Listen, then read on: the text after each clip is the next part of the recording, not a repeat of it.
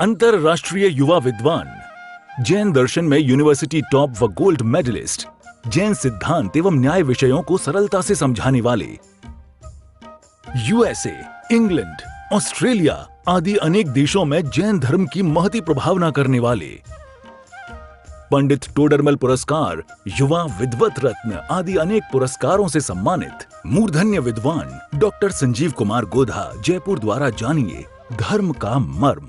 इस कार्यक्रम के प्रायोजक हैं श्री महेंद्र कुमार जी गंगवाल, श्रीमती कुसुम जी गंगवाल, श्रीमान राहुल जी गंगवाल, श्रीमती सुनीता जी गंगवाल, श्रीमान विनीत जी गंगवाल, श्रीमती रीना जी गंगवाल, कुमारी गाथा, धार्मिक, कुमारी नयांशी, कुमारी रेविधा, कुमारी आर्या, कुमारी ऐशुना एवं समस्त गंगवाल परिवार, श्यामनगर, जयपुर, राजस्थान।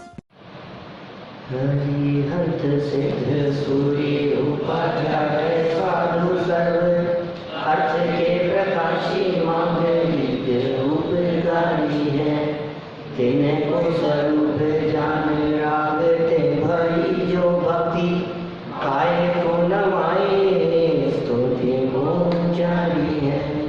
धन धन तिन्हें से काज सब राज भये, कर जोड़े बारे बारे वंदना हमारी है। मंगल कल्याण सुख सो हम चाहते हैं, ओ मेरी ऐसी दशा जैसी तुम धारी है, ओ मेरी ऐसी दशा जैसी तुम धारी है, ओ मेरी ऐसी दशा जैसी तुम धारी है। क्षत्र चूड़ामणि नामक यह ग्रंथ, और इसमें 8वें लंब के आधार से अपनी यहाँ चर्चा चल रही थी। पिछली चर्चा आप लोगों के कुछ ख्याल में होगी, जीवनधर कुमार सम्यक दृष्टि तो थे नहीं, वे जिस नगर में जन्मे थे उसी नगर में पहुंच गए थे। उसी नगर में पहुंचने पर अचानक घूमते हुए एक बॉल उनके सामने आकर के गिरी। बॉल सामने गिरी और उन्होंने ऊपर देखा तो कोई एक लड़की उस बॉल से खेल रही थी। उसने भी देखा। जीवनधर कुमार का चित्त उसकी तरफ आकर्षित हुआ। यहाँ यह कहा कि यह बात अयोग्य भी नहीं है। सम्यक दृष्टि ज्ञानी जीव के जीवन में अनंतानुबंधी और मिथ्यात्व जन्य तो काम नहीं होता, लेकिन जिसमें मिथ्यात्व न हो ऐसा कार्य, ऐसी प्रवृत्ति सम्यक दृष्टि जीव के जीवन में हो सकती है, और काम होनहार के अनुसार ही होता है। ये सब बातें 10 लक्षण में जाने से पूर्व हम यहाँ आपके बीच में कर चुके थे। यहाँ भी 10 लक्षण पर्व बहुत अच्छा बीता होगा, और वहाँ वस्त्रापुर में भी 10 लक्षण बहुत अच्छा बीता। उसके बाद एक दिन कोबा चले गए थे, वहाँ 2 प्रवचन हुए, और फिर 2 दिन सोनगढ़ थे, वहाँ करीब करीब 12 घंटे का स्वाध्याय हुआ। स्वाध्याय माने कक्षाएं ली विद्यार्थियों की दृष्टि से। तो देखिए यहाँ जो अपनी चर्चा चल रही है, जो चल चुकी है, उसी बात को थोड़ा सा आपको आगे बढ़ाते हैं। पुण्यवान की इच्छा का सफल होना, यहीं से बढ़ेगा। पुण्यवान जीव की इच्छा किस प्रकार से सफल हो जाती है। 419 नंबर यह पेज है।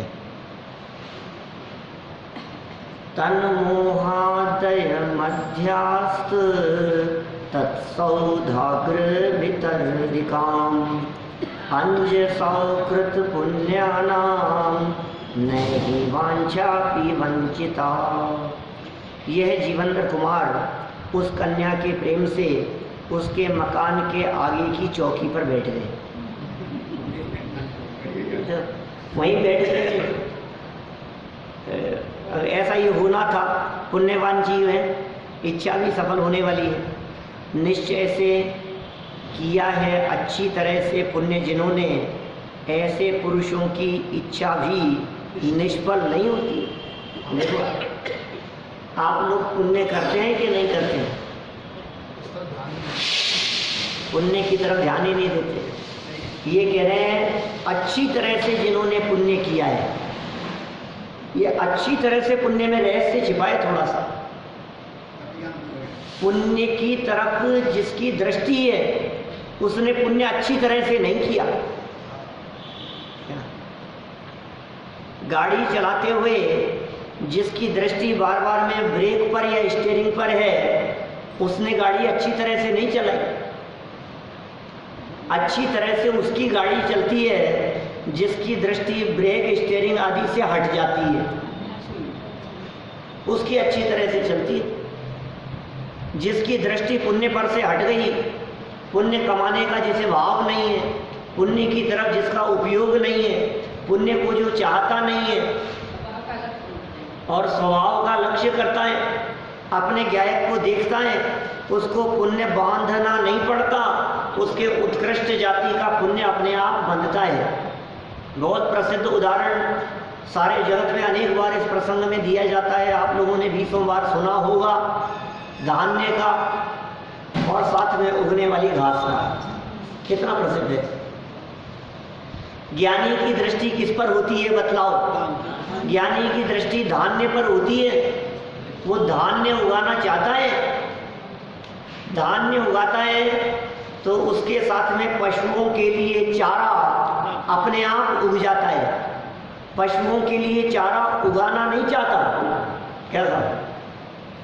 वो ये सोचे कि मैं तो खेती कर रहा हूँ, मनुष्यों के लिए तो खेती सारा जगत करता है, पशु भी तो हैं बेचारे, इतना काम करते हैं, इतनी फसल इनके दम पर ही होती है।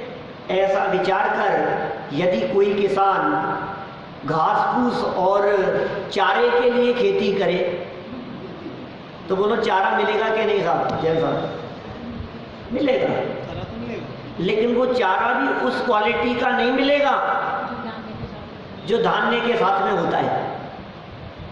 तो चारा चाहने वाले को चारे की तरफ दृष्टि नहीं देनी पड़ती,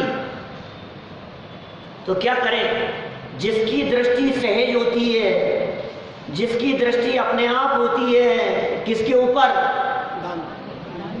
आत्मा के ऊपर, उसको अपने आप पुण्य ऐसा बंधता है जो उत्कृष्ट जाति का होता है।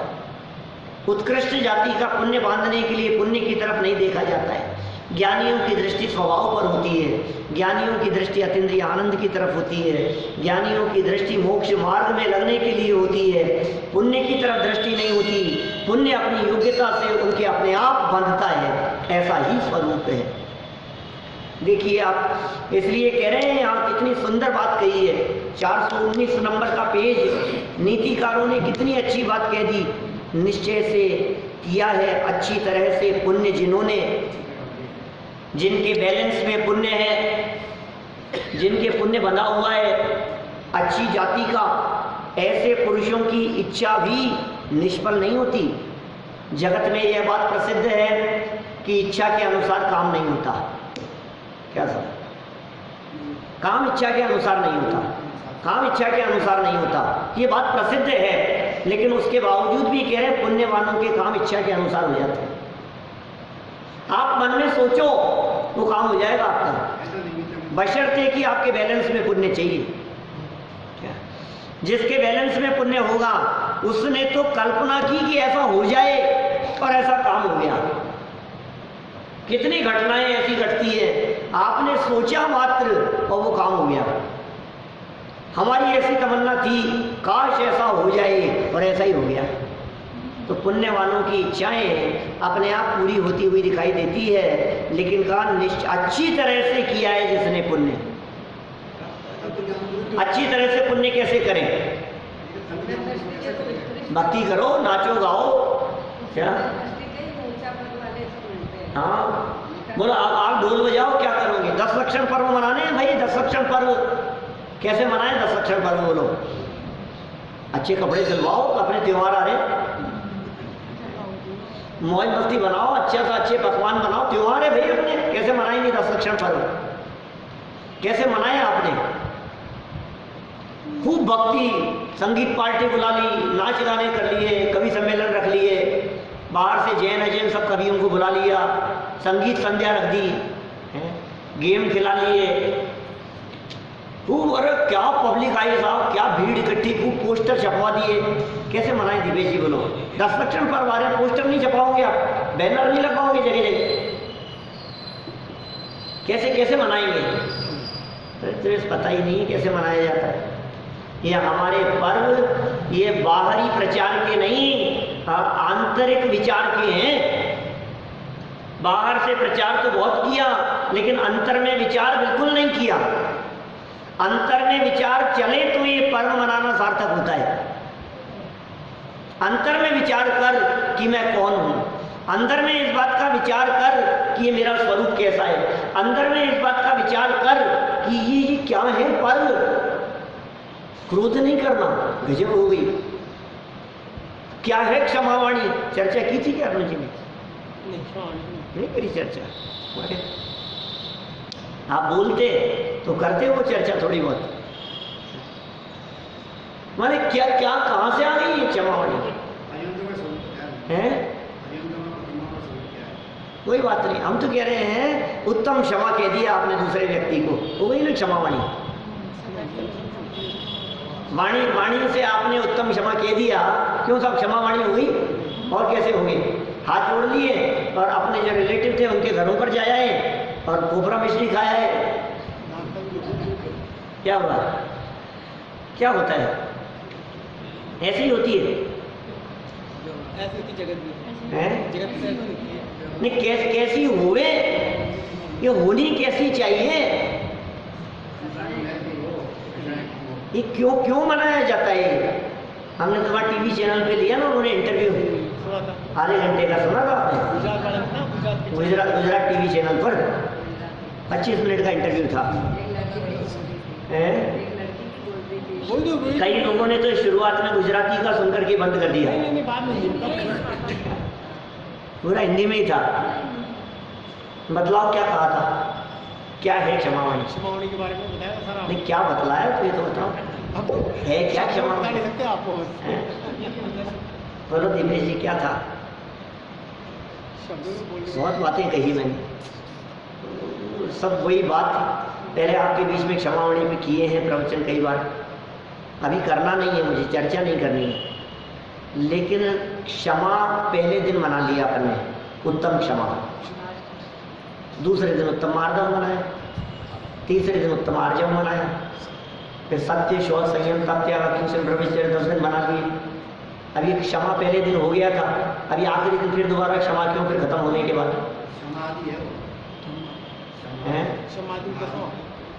आखिरी दिन फिर क्यों? क्या भैया? मैं नहीं बताऊंगा, कल पूछूंगा, सुन के आना।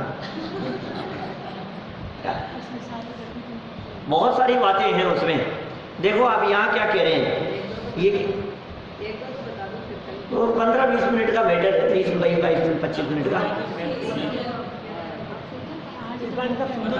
क्या?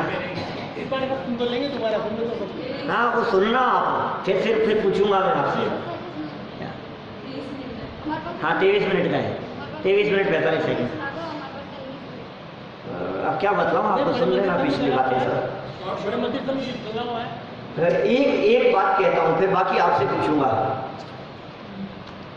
10 दिनों तक जो धर्म की आराधना की गई, 10 लक्षण धर्म के दिनों में, वो 10 दिनों तक धर्म की आराधना करने से जो हृदय पवित्र हो गया, वो हृदय की पवित्रता के फलस्वरूप अब जो हमारे हृदय में किसी के प्रति नाराजगी का भाव नहीं रहा, अंदर में, मन में, परिणामों में, विचारों में, तो जो 10 दिनों में की थी आराधना, क्षमा मार्दव आर्जव आदि धर्मों की, क्रोध नहीं, मान नहीं, मायाचार नहीं, ये सब करने योग्य नहीं है।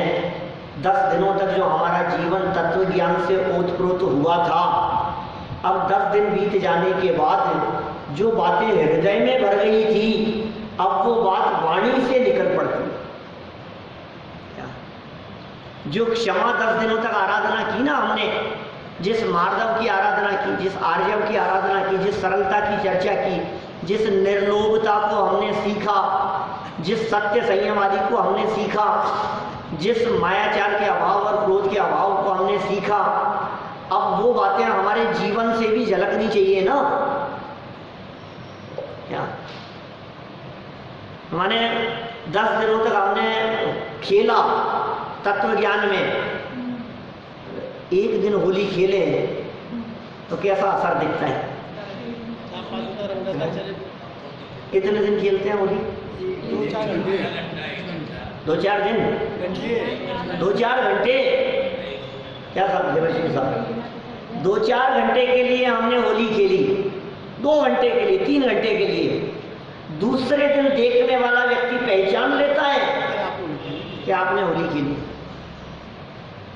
बोलो, आप शक्ल देख करके पहचान लेते हैं कि इन्होंने होली खेली है 2-3 घंटे में। तो 10 दिनों तक जो तत्व ज्ञान में जिसने डुबकी लगाई है, तो वो 10 लक्षण धर्म बीत जाने के बाद क्या उसके जीवन से ये झलकना नहीं चाहिए? उसके जीवन को देख करके सामने वाला व्यक्ति ये न कहे कि यार देखो इसने बनाए 10 लक्षण धर्म, इनके पर्व चल रहे थे, ऐसे मनाए जाते हैं। तो जब वाणी से इस तरह की बात निकल पड़ती है तब होती है क्षमा वाणी। वाणी में जब इस तरह की बात आई, किसी के प्रति नाराजगी का भाव नहीं रहा, पुरानी हमारी दुश्मनी और नाराजगी मिट गई, तो होती है क्षमा वाणी। टीवी चैनल पर तो 20-25 मिनट चर्चा की, उनके तो प्रश्न थे, न मालूम क्या क्या कहाँ से पूछ ले वो तो पता नहीं। वो तो सब ऐसा करते हैं ना, शूटिंग करते हैं तो वहाँ सब बिठाते हैं, वो पूछते हैं, उनको अपने को नहीं मालूम क्या पूछने वाले हैं, क्या पूछ लेंगे और क्या जवाब देना है। लेकिन क्षमावाणी पर एक पुराना प्रवचन भी है, वो भी डाला था अभी 2-1 दिन पहले आपके बड़ा मंदिर पे। वो बहुत मार्मिक प्रवचन है, तो सुनने योग्य है, पूरा 1 घंटे का है। चलो, लेकिन आपकी इच्छा की पूर्ति होगी कब? जब आप समय निकाल करके करो तो सही। हम तो 10 लक्षण कैसा कि सुबह आ गए, पूजन कर ली, प्रवचन सुन लिया, बस अब छुट्टी है और क्या। अब और 10 लक्षण कैसे बनाएंगे? ज़्यादा करो तो शाम को और सुन लिया, इससे ज़्यादा बस। बाकी तो वही रूटीन अपना। हम आपसे पूछ रहे हैं 355 दिन जो आप करते हो, बाकी के बचे हुए 10 दिनों में 10 लक्षण में कुछ विशेष धर्म आराधना की क्या आपने? कुछ अलग हटके किया क्या दीपेश जी? कुछ एक्स्ट्रा किया? मास्टर साहब वही बात, वही जो जैसा चल रहा था अपना वही चल रहा था। क्या किया आपने उन 10 दिनों में? नया क्या किया? विशेष धर्म आराधना कुछ की होती तो फिर जीवन कुछ अच्छा और दिखाई देता, आनंद आता उसमें।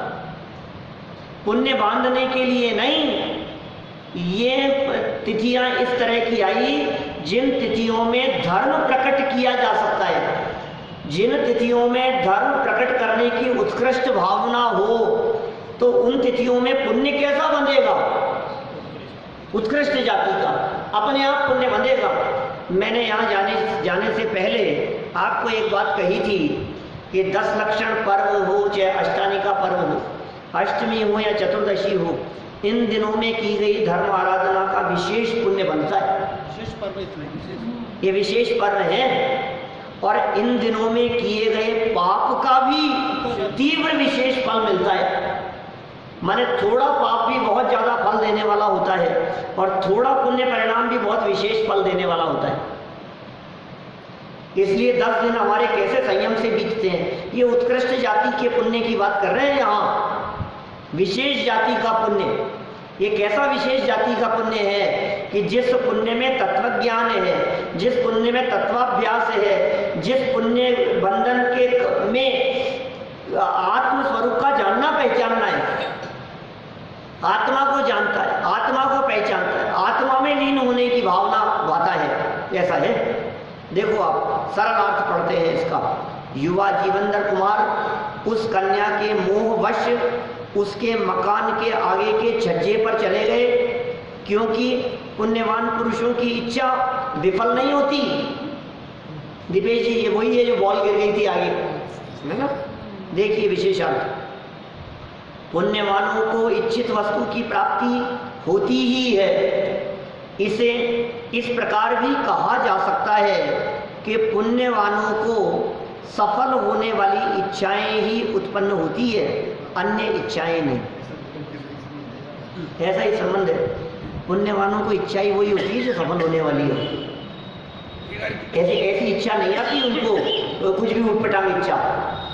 जैसे देखिए आप, सौदर में इंद्र की शक्ति कितनी है कि वो 2.5 जीप को ऐसे घुमा देते।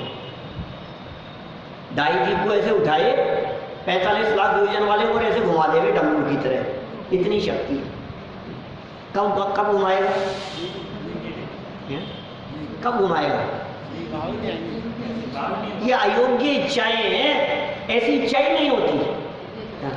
होने योग्य कार्य की इच्छा दिखाई देती है। ये पुण्यशालियों का ऐसा ही है। जो पुण्यहीन होते हैं उन्हें उल्टी इच्छाएं भी होती है। जो काम नहीं होने योग्य दिखाई देवे उसके बारे में भी उसको मन होता है ऐसा कर लूँ, ऐसा कर लेता हूँ, और फिर क्या होता है? फिर दुखी होता है, काम तो होता नहीं, इच्छा की पूर्ति होती नहीं। देखिए आप, इच्छित वस्तु की प्राप्ति होने पर मनुष्य को जो आनंद होता है वही पुण्य है। माने पुण्य के उदय से ही वो आनंद होता हुआ दिखाई देता है। पर वस्तु की प्राप्ति को पुण्य कहना उपचार है। हमने कहा था पुण्य के उदय से धन मिल गया, पुण्य के उदय से संपत्ति मिल गई, पुण्य के उदय से सारे काम हो रहे हैं। आप गलतफहमी में, पुण्य के उदय से धन नहीं मिलता, क्योंकि धन मिलने पर यदि आपको तकलीफ हो ना, आपके पाप का उदय है। बोलो साहब, धन मिलने पर तकलीफ यहाँ हो जाता है कभी ऐसा? परिस्थितियाँ इस तरह की उल्टी होती है कि जिसके पास में मिल जाएगा वो, बोलो आपको कम पैसे में कोई अच्छे आभूषण बेच गया और आपने खरीद लिए, कम पैसे में बेच करके चला गया। अब आपको मिला है, ये पुण्य की वजह से मिला, लेकिन पुलिस आ गई आपके घर आपको पकड़ने के लिए। वो जो मिला था वो आपको पुण्य की वजह से मिला कि पाप की वजह से? हैं? आप तो खुश हो रहे थे, अब क्या सोच रहे हो आप? ये क्यों ले लिया मैंने, क्यों आ गया? माने उसका मिलना ये पाप के उदय को भी प्रदर्शित कर रहा है। पुण्य और पाप कर्म का उदय ये संयोगों से निर्भर नहीं करता है, ये आपके मन के परिणामों से निर्भर करता है।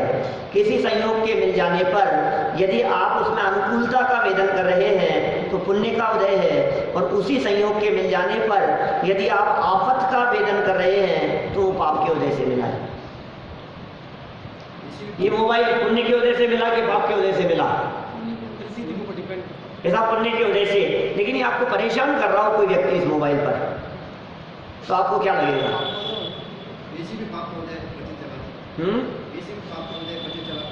हाँ, कोई भी चीज समझ लो आपको एसी चल रहा है, आपको अच्छा फील नहीं हो रहा है, आपके पाप कर्म का उदय है। यहाँ बैठे बैठे पंखा चल रहा है, किसी को अच्छा लग रहा है उसके पुण्य का उदय, और जिसे अच्छा नहीं लग रहा है उसके पाप का उदय। ये सहज है ऐसी स्थिति।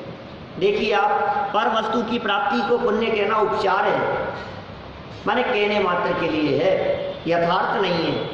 किंतु इच्छानुसार कार्य होने पर मन में जो संतोष होता है उस संतोष को ही पुण्य कहते हैं।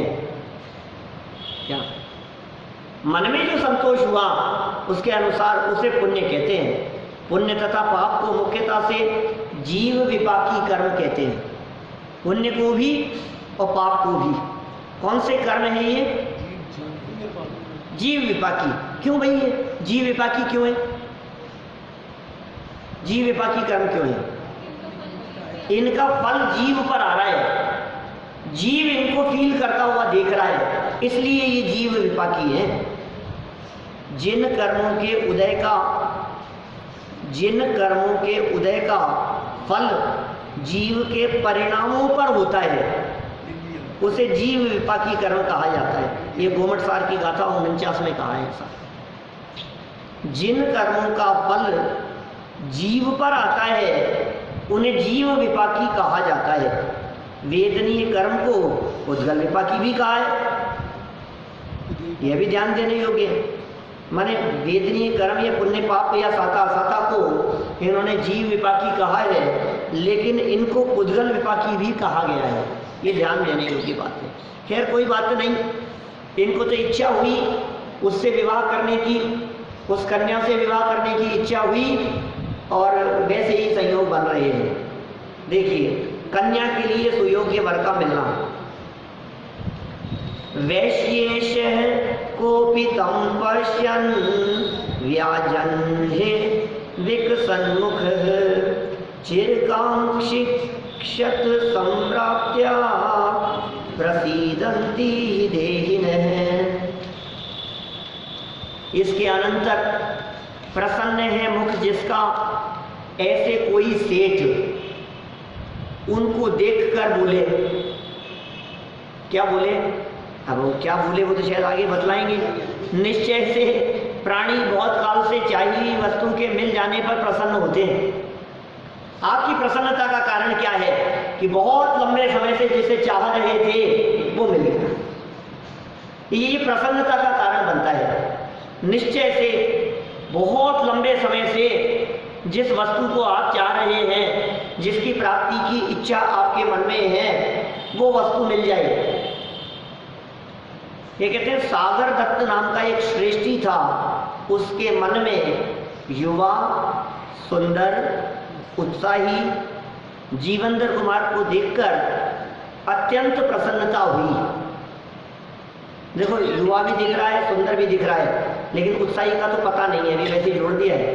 उत्साही वो तो बैठा हुआ है, क्या पता है उत्साही है या नहीं है। जीवेंद्र कुमार, उन्होंने स्वयं अपना परिचय देना प्रारंभ किया। किसने? सेठ ने, सागर दत्त सेठ ने। क्योंकि चिरकाल से चाही हुई वस्तु के मिल जाने पर मनुष्य आनंदित होता ही है। सागर दत्त सेठ अपनी प्रिय कन्या के लिए सुयोग्य वर की प्रतीक्षा कर रहे थे। वह वर आज अनायास ही स्वयं अपने ही घर पर आ गया है। यह जानकर किस कन्या के पिता को आनंद नहीं होगा, अतः वे स्वयं ही निम्नानुसार अपना परिचय देने लगे। लो, कैसा हो जाता है? ऐसा भी होता होगा।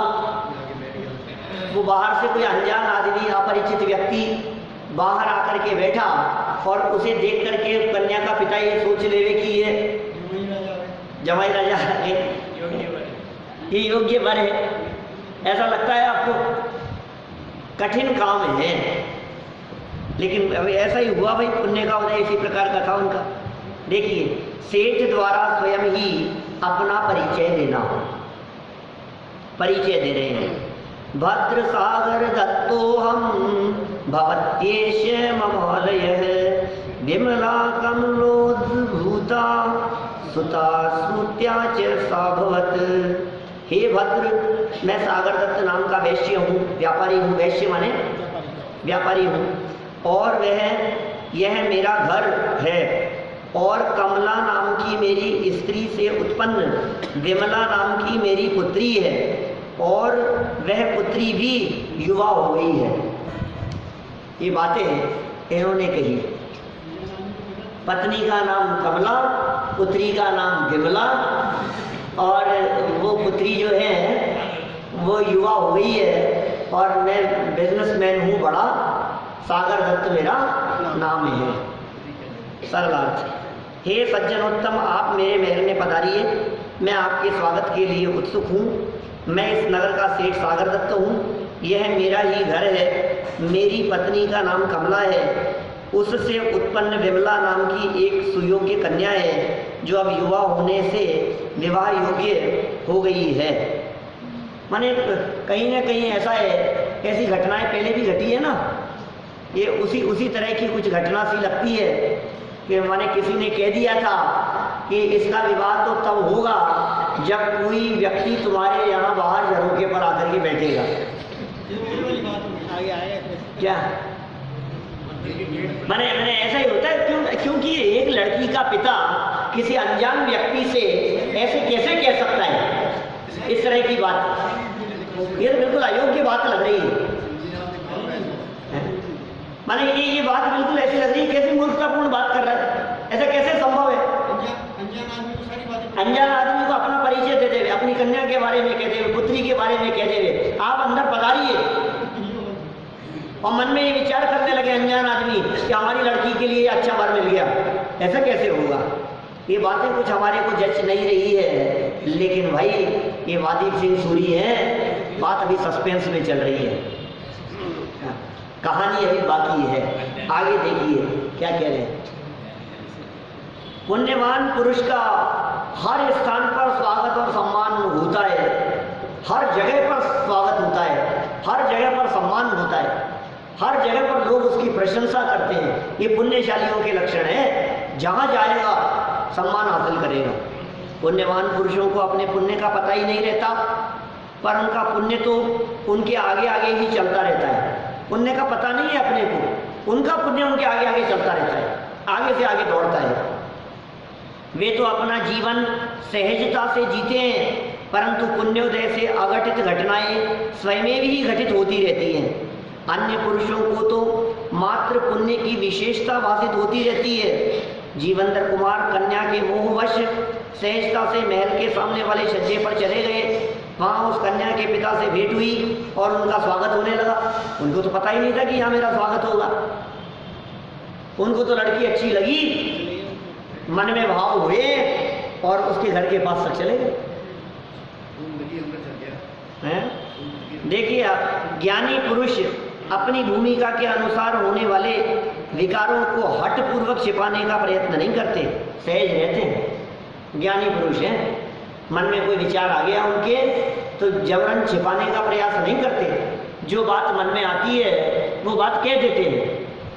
ये सब क्या सोचेगा सामने वाला, कि सोचेगा जो सोच लेगा, उसके सोचने से क्या है। माने ये बात सहजता से कह देना और व्यक्त कर देना, ये भी उनके हृदय की सरलता ही है। योग्यतानुसार शुभाशुभ और शुद्ध भाव भी सहज होते रहते हैं। चतुर्थ गुण स्थानवर्ती है, भी पापी नहीं है, महापापी नहीं है।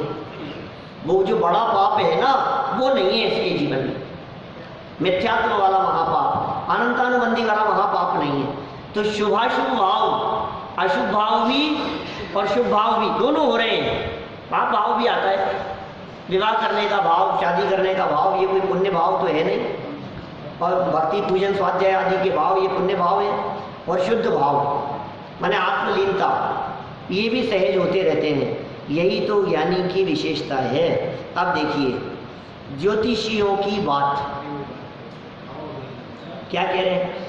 रत्न जालम विक्रीतम विक्रियेत यदागमे भाविज्ञास्तं पतिं तस्या समुत्पत्ता जीगण।